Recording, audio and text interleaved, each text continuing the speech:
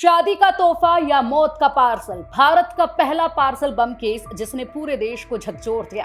Parcel bomb case आखिर क्या था, आज आपको समझाएंगे। आज हम बात कर रहे हैं पाटनागढ़ वेडिंग बम केस की। जी हाँ, ये बेहद ही ज्यादा चर्चित केस है जिसके बारे में विस्तार से आज हम आपको बताएंगे। भारत का वो पहला ऐसा मामला जिसमें एक शादी का गिफ्ट बना जानलेवा बम। जगह थी ओडिशा का पाटनागढ़ इलाका और तारीख थी 23 फरवरी, साल था 2018। शादी के सिर्फ 5 दिन बाद ही सौम्या शेखर और रीमा को एक पार्सल मिला। शादी का गिफ्ट समझकर जैसे ही खोला, भयानक धमाका हुआ। सौम्या और उनकी दादी की इस धमाके में मौत हो गई, तो वहीं रीमा गंभीर रूप से घायल हो गई।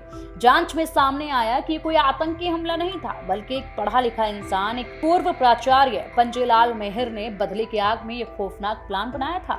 कारण क्या था आखिरकार इस प्लान का? दरअसल इसमें बताया ये गया कि पीड़िता की मां ने कॉलेज में उनसे प्राचार्य की कुर्सी जो छीन ली थी। केस की प्लानिंग अब कैसे की गई, कैसे इस बम को बनाया गया, क्योंकि ऐसा बम पहले तो देखा नहीं गया था देश में। तो मेहर ने यूट्यूब से ये बम बनाना सीखा था, पटाखों से बारूद जमा किया और रायपुर से पार्सल भेजा ताकि किसी को कोई संदेह उस पर ना हो। इतना ही नहीं, जांच को भटकाने के लिए उसने खुद ही एक फर्जी गुमनाम पत्र भी भेजा।